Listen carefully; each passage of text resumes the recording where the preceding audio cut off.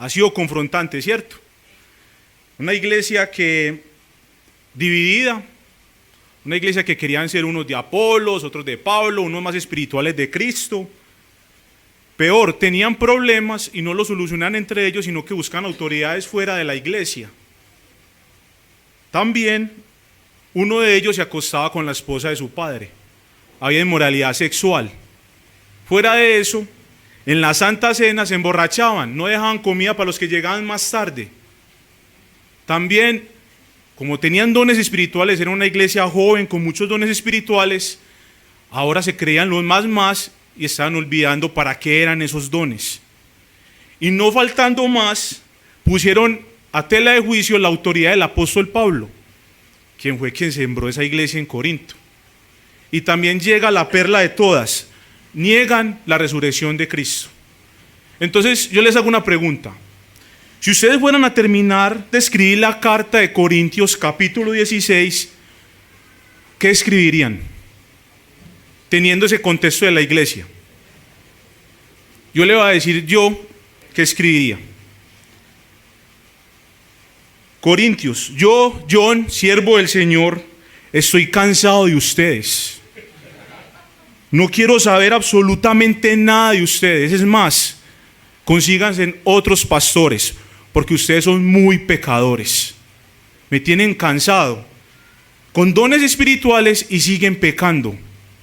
Ustedes son demasiado malos para mí. Hay mucha gente que necesita un siervo como yo que pueda edificar una mejor iglesia. Ustedes están perdidos. Yo lo escribiría eso. Pues viendo todo lo que están haciendo, yo escribiría eso. Pero resulta que no fui yo el que la escribí, gracias a Dios. Es el apóstol Pablo. Y yo creo que leamos juntos, capítulo 16. En cuanto a la colecta para los creyentes, sigan las instrucciones que le da a las iglesias de Galacia. El primer día de la semana, cada uno de ustedes aparte y guarde un dinero conforme a sus ingresos, para que no tenga que hacer colectas cuando yo vaya. Luego, cuando llegue, daré cartas de presentación a los que ustedes hayan aprobado y les enviaré a Jerusalén con los donativos que hayan escogido. Si conviene que yo también vaya, iremos juntos. Después de pasar por Macedonia, pues tengo que atravesar esa región, iré a verlos. Es posible que me quede con ustedes algún tiempo y tal vez pase allí el invierno para que me ayuden a seguir el viaje a donde quiera que vaya. Esta vez no quiero verlos solo de paso, más bien espero permanecer algún tiempo con ustedes, si el Señor así lo permite. Pero me quedaré en Éfeso hasta el Pentecostés, porque se me ha presentado una gran oportunidad, un trabajo eficaz, a pesar de que hay muchos en mi contra. Si llega Timoteo, procuren que se sienta cómodo entre ustedes, porque él trabaja como yo en el Señor. Por tanto, que nadie lo menosprecie. Ayúdenlo a seguir su viaje en paz, para que pueda volver a reunirse conmigo, pues los estoy esperando junto con los hermanos. En cuanto a nosotros hermanos, Apolos, le rogué que encarecidamente que en compañía de otros hermanos les hiciera una visita. No quiso de ninguna manera ir ahora, pero lo haré cuando se le presente la oportunidad. Manténganse en alerta, permanezcan firmes en la fe, sean valientes y fuertes, hagan todo con amor. Bien saben que los de la familia de Estéfanas fueron los primeros convertidos de Acaya y que han dedicado a servir a los creyentes. Les recomiendo, hermanos, que se pongan a disposición de aquellos y de todo el que colabora en el arduo trabajo. Me alegré cuando llegaron Estéfanos, Fortuno y Acaico, porque ellos han suplido lo que ustedes no podrían darme, ya que han tranquilizado mi espíritu y también el de ustedes. Tales personas merecen que se les exprese mi reconocimiento. Las iglesias de la provincia de Asia les mandan saludos. Aquila y a Priscila los saludan cordialmente en el Señor, como también la iglesia que se reúne en la casa de ellos. Todos los hermanos les mandan saludos. Salúdense unos a otros con un beso santo. Yo, Pablo, escribo este saludo de mi puño y letra. Si alguno no ama al Señor, que quede bajo maldición. Maranata. Que la gracia del Señor Jesús sea con ustedes. Los amo a todos ustedes en Cristo Jesús. Amén. Miren cómo termina. Los amo a todos ustedes en Cristo Jesús. Amén. Vamos a orar. Padre, gracias. Gracias por dejar escrito el capítulo 16, porque vemos el corazón de un pastor, de un siervo, de un hombre que ha entendido qué es el evangelio para él, para los que han sido llamados y para los que serán llamados. Enséñanos, Señor, por medio de este capítulo. Te lo pedimos en el nombre de Jesús. Amén.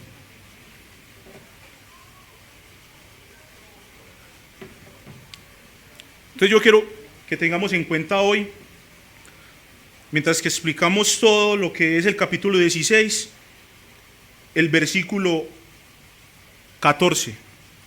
Hagan todo con amor. ¿Listo?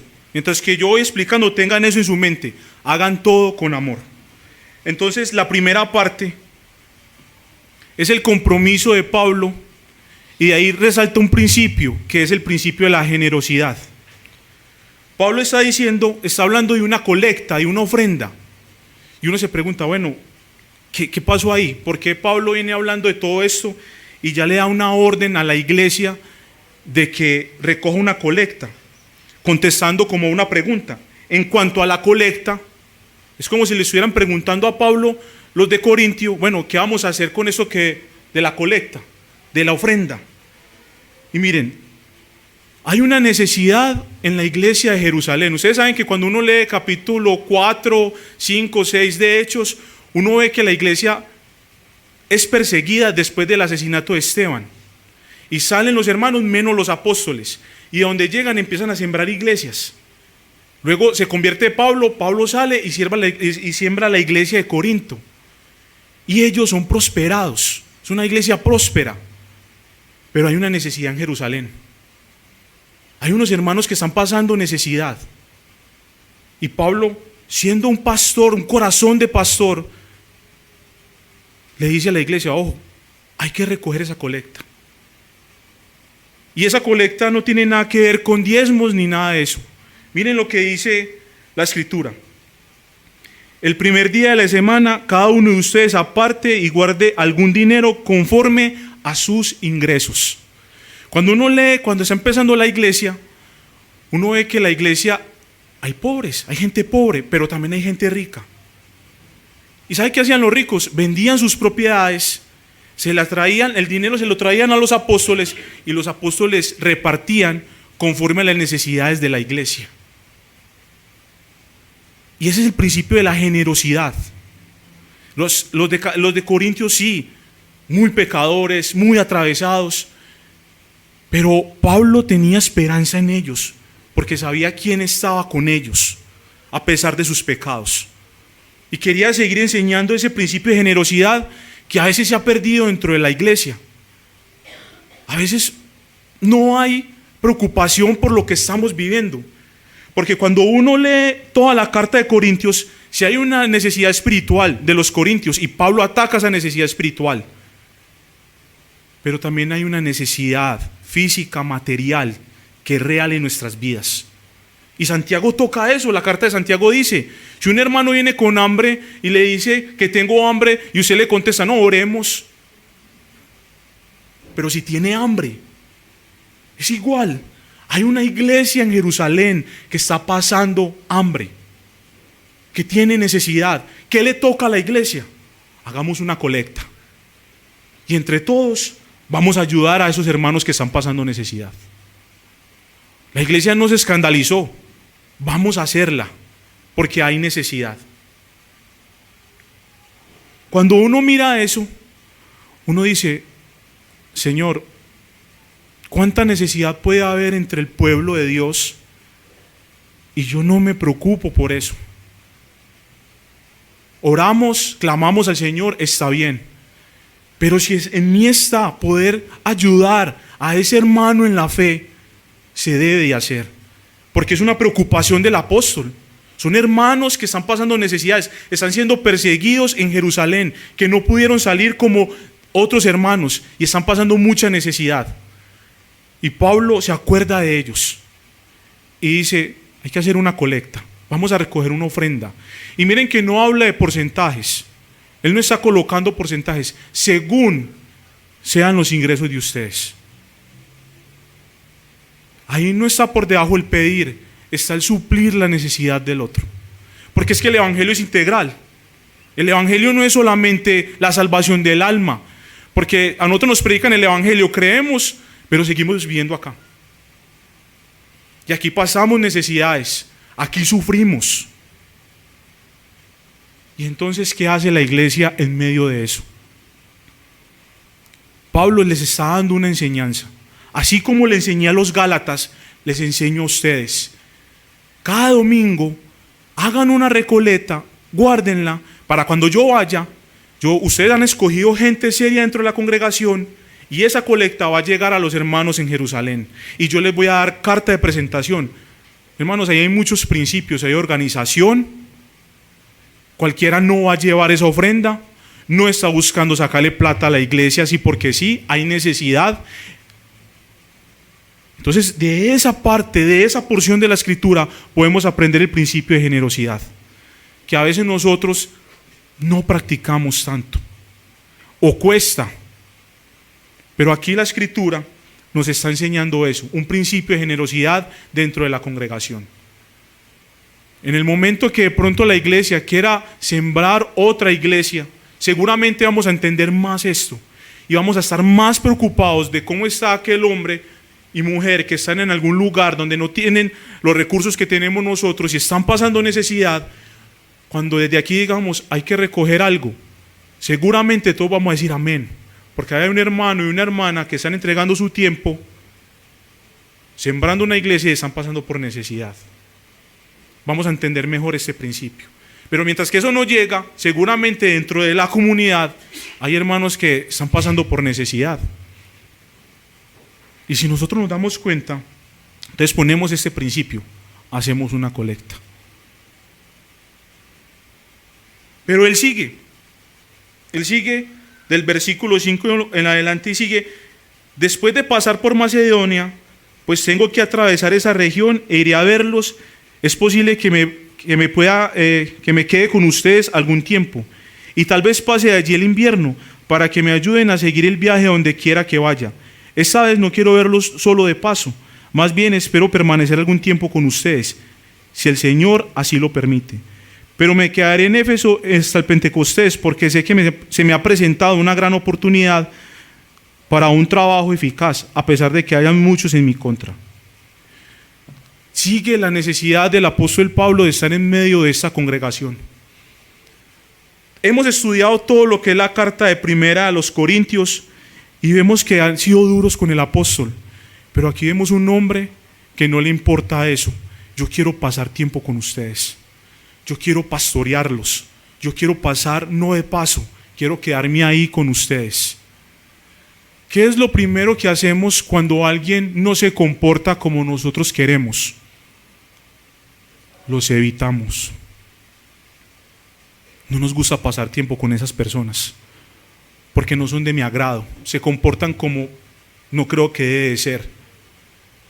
Pero el apóstol Pablo no es así. Yo quiero estar con ustedes, yo quiero visitarlos, quiero pasar tiempo con ustedes. ¿Saben por qué? Porque él es compasivo. Él sabe que es una iglesia con problemas, pero yo quiero estar con ustedes.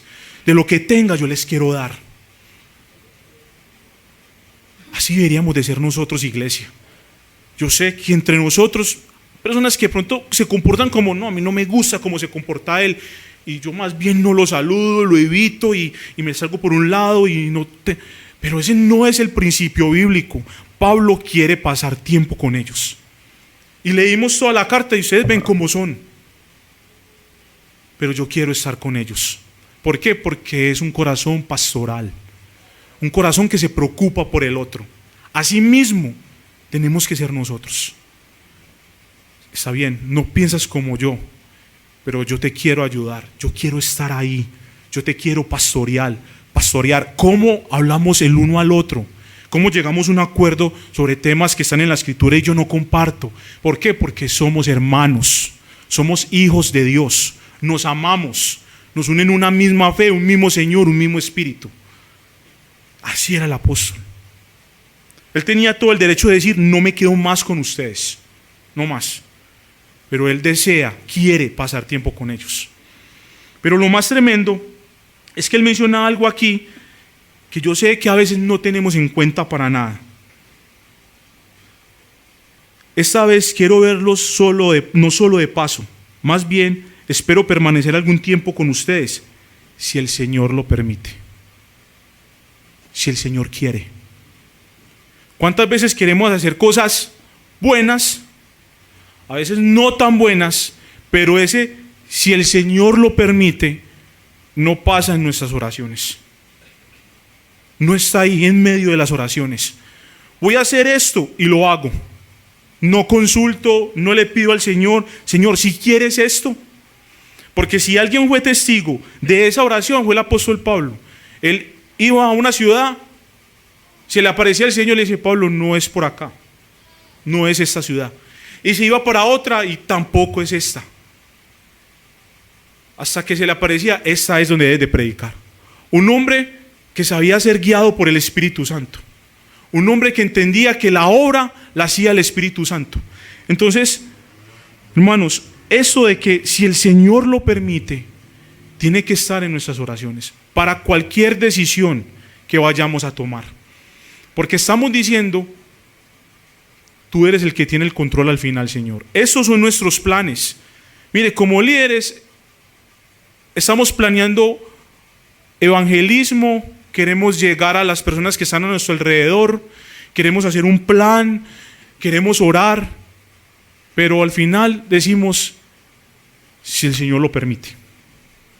Porque si el Señor lo permite, vamos a disfrutar mucho, porque Él es el que quiere que sucedan las cosas. Amén. Muy bien. Pablo sigue el relato y me gusta mucho esto, porque tiene que ver mucho con el capítulo 1. Miren lo que dice en el versículo 10. Si llega Timoteo, ese jovencito, débil, hijo de mamá judía y padre griego, que sufre de dolores en el estómago, procuren que se sienta cómodo entre ustedes, lo que hablábamos ahora de hospedar, porque él trabaja como yo en la obra del Señor. Él es digno de lo que hace. Él es joven, él va a llegar entre ustedes, él hace lo que el Señor lo mandó a hacer. Por tanto, que nadie lo menosprecie. Ayúdelo a seguir su viaje en paz, para que pueda volver a reunirse conmigo, pues estoy esperándolo junto con los hermanos. Y miren el contraste del 12. En cuanto a nuestro hermano Apolos, ese que a ustedes les gusta tanto como habla, ese que es alegórico y tiene una voz fuerte y se ve fuerte, y que ustedes decían en el capítulo 1, yo sigo a Apolos, ese hombre, que somos muy buenos para poner el ojo en el que es, ¿cierto? El que es fuerte y bonito y atractivo, y ese predica muy lindo y habla muy fuerte, pero ese es el que está tan débil ahí, que no, ese no. Aquí, en cuanto a Apolos, le rogué encarecidamente que en compañía de otros hermanos les hiciera una visita, pero miren lo que dice Apolos: no quiso de ninguna manera ir ahora, pero lo harán cuando se le presente la oportunidad. ¿Por qué estás tú ahí? ¿Por qué estás tú ahí? ¿Qué tiene que ver eso? Pero es una lección que le está dando Pablo a la iglesia. Miren, ustedes en el capítulo 1 decían de Pablo, de Pedro, del Señor Jesucristo, los más espirituales, pero yo les voy a enviar al joven, al enfermito del estómago. Ese hace lo que yo hago también. Él es digno de que ustedes le den hospedaje. Pero a ese que ustedes lo tienen en alta estima, ese que habla tan fuerte, ese no quiere venir toda hora. Pero es porque ellos ponían la mirada en el hombre. Apolos no estaba siendo exaltado él mismo, él sabía lo que estaba pasando en Corinto, y eso es una enseñanza para ellos. ¿Para qué? Para bajar ese orgullo. Usted lo va a pastorear un joven, una persona no tan fuerte como yo, débil. Es una enseñanza para nosotros. ¿Ustedes se acuerdan cuando Samuel fue, que el Señor lo manda a escoger el rey, y sale el hermano mayor de David, y él mismo dice: ese es el que quiere el Señor como rey, fuerte, alto? Y el Señor le dice: Samuel, Samuel, no pongas la mirada como lo hacen los hombres. No mires como miran los hombres. Yo, Jehová, miro el corazón. Hermanos, es una enseñanza tanto para ellos como para nosotros. No podemos por debajear a nadie dentro de la congregación.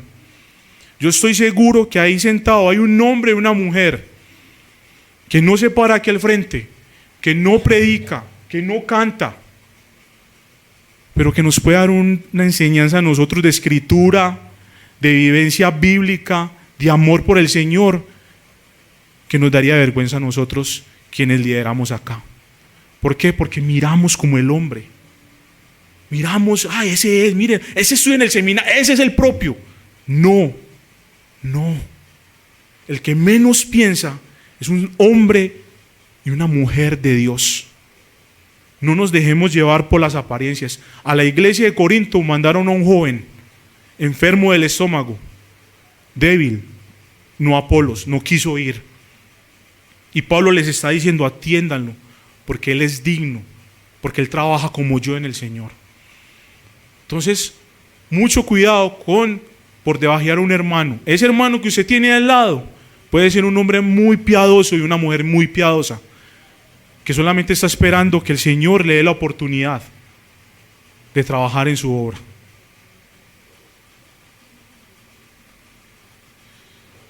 Luego dice, manténganse en alerta, permanezcan firmes en la fe, sean valientes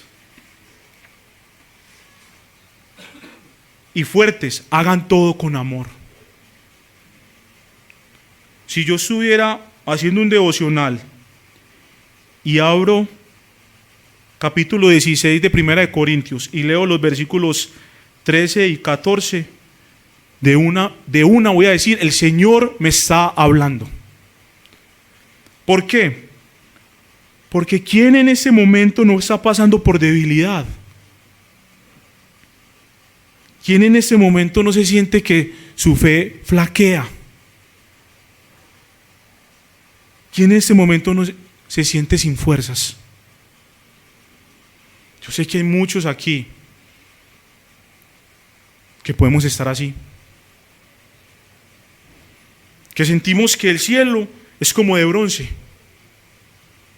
que las oraciones no pasan, que sentimos que ese Dios de la Escritura, que se ve tan cercano, está lejos, que no me escucha, que a veces pienso que no va a ser capaz de seguir en la vida cristiana, por mis luchas, por mis circunstancias, porque tal vez no me creo digno. Pero díganme si esos versículos para una iglesia como Corinto no los anima. Manténgase en alerta. Mucho cuidado. Manténgase en alerta. Son términos como de soldado, ¿cierto? Manténgase en alerta. Permanezcan firmes en la fe, en lo que han creído en el Señor Jesucristo. Sean valientes y fuertes. No por ustedes mismos, por el Señor Jesucristo. Él es capaz de mantenerlos alerta, firmes, con fe, valientes y fuertes. Y es más, los puede hacer que todo lo que hagan, lo hagan con amor. Porque el Señor está ahí. Esos versículos hay que apropiarse de ellos. Porque hermanos, no somos super espirituales, no lo somos.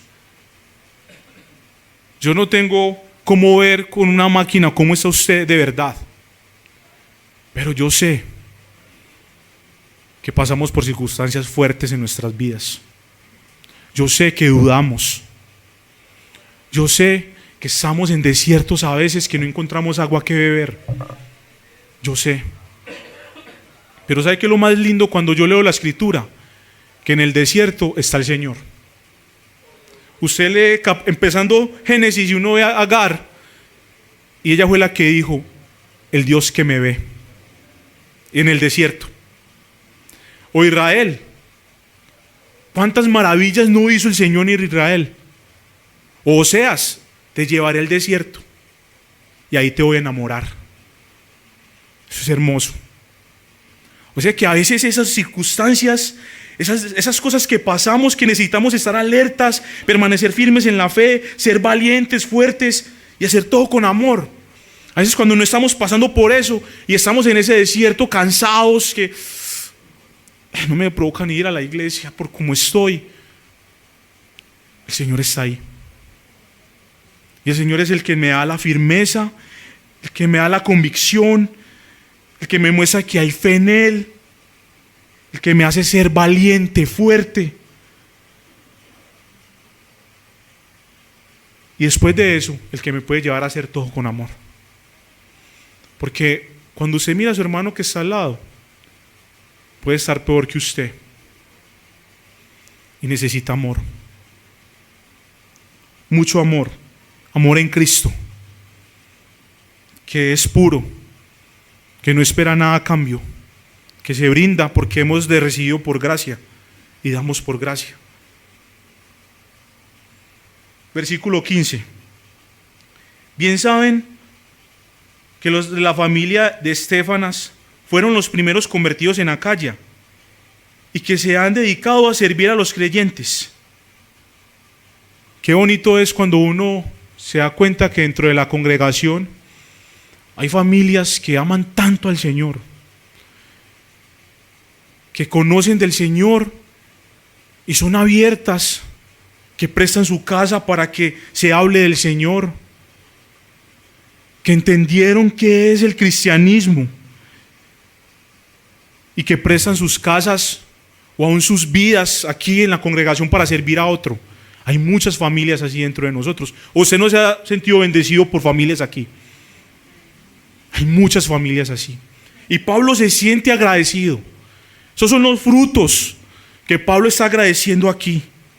Ellos fueron los primeros, pero ahora sirven al Señor con amor. Y gracias, hermanos, a los que están aquí, que sirven, que prestan sus casas, que dan amor, que apoyan, que dan un consejo. Gracias. Nos sentimos orgullosos de eso también como liderazgo, como iglesia, de tener familias así dentro de la comunidad. Porque sé que muchos han sido bendecidos por familias. Gracias al Señor por eso. Sigue diciendo el apóstol: les recomiendo, hermanos, que se pongan a disposición de aquellos y de todos los que han colaborado en este trabajo. Me alegré que llegaron Estéfanas, Fortuno, Acaico, porque ellos han cumplido con ustedes y no podrían darme, ya que han tranquilizado mi espíritu, y también a ustedes. Tales personas merecen que les exprese reconocimiento. Una vez en uno de los estudios acá, hablábamos de que no se le puede decir a tal persona cómo hace de bien las cosas, porque se enorgullece y no le da la gloria a Dios. Estamos estudiando siervos para su gloria. ¿Y sabe qué decía el autor de ese libro? Eso es envidia. Eso no es humildad. No le digamos al hermano cómo sirve de bien, cómo se dedica al Señor, porque entonces va a sacar pecho y va a decir que eso es él. No. Aquí está diciendo el apóstol, tales personas, que se les exprese reconocimiento. Se reconoce dentro de la comunidad la labor de esas personas. Se debe de reconocer. Nadie sabe que aquí don Juan llega temprano y lo primero que hace es sacar su escoba, ir y barrer afuera. Nadie sabe eso, porque él llega temprano.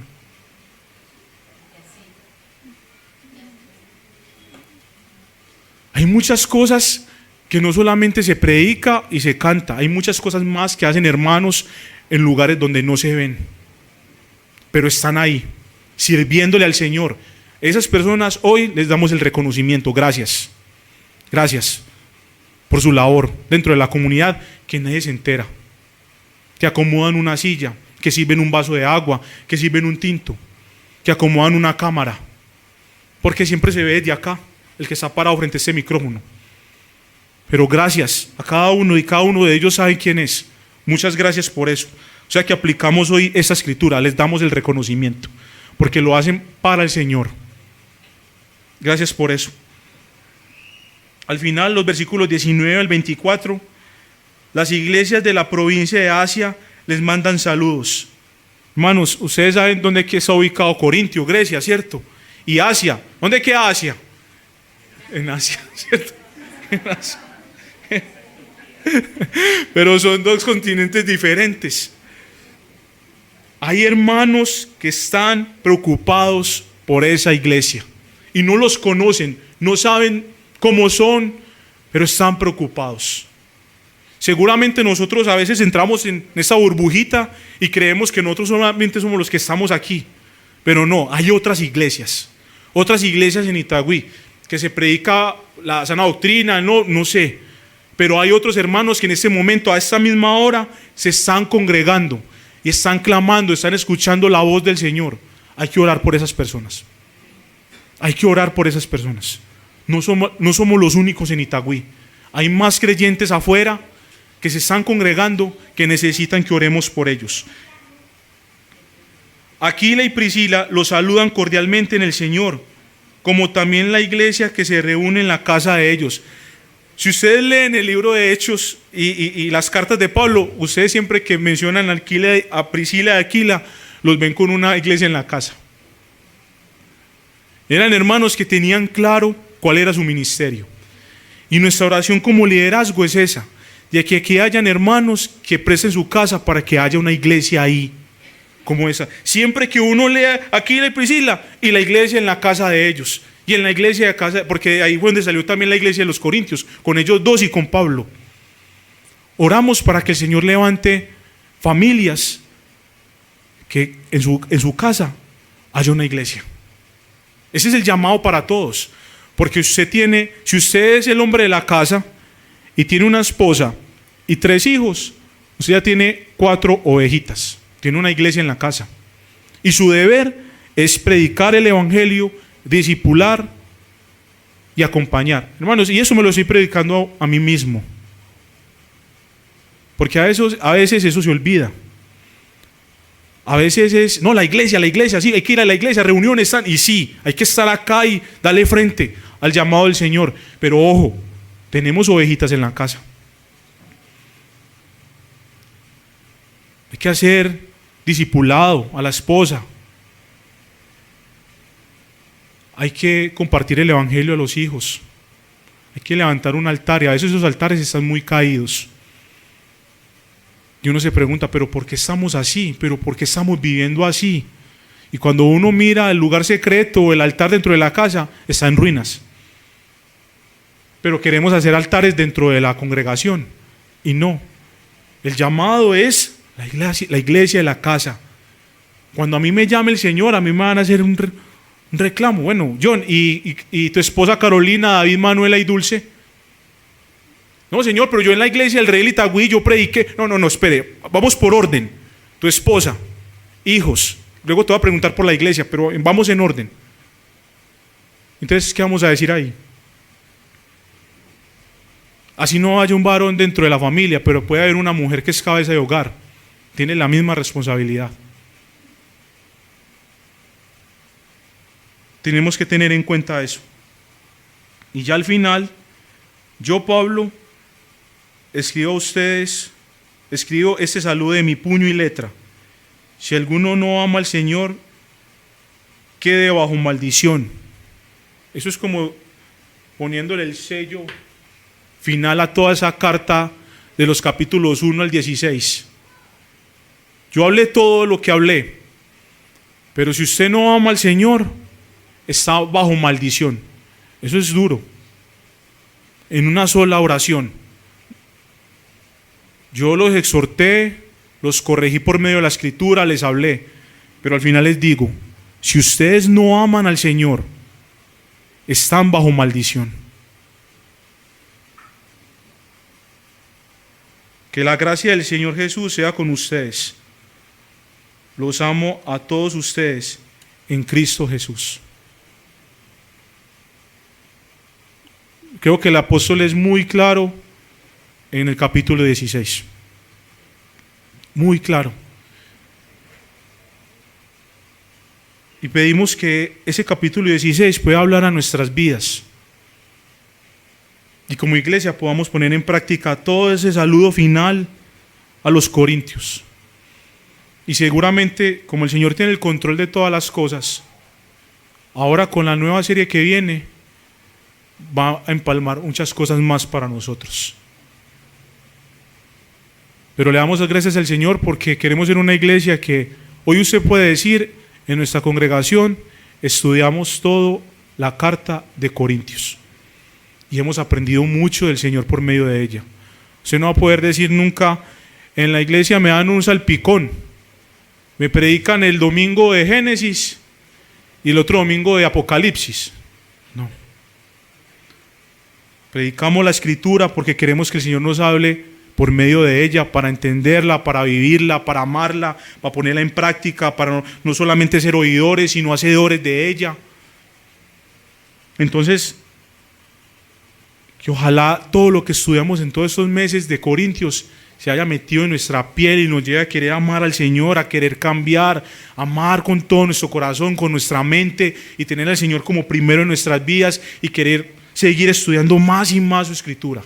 Amén.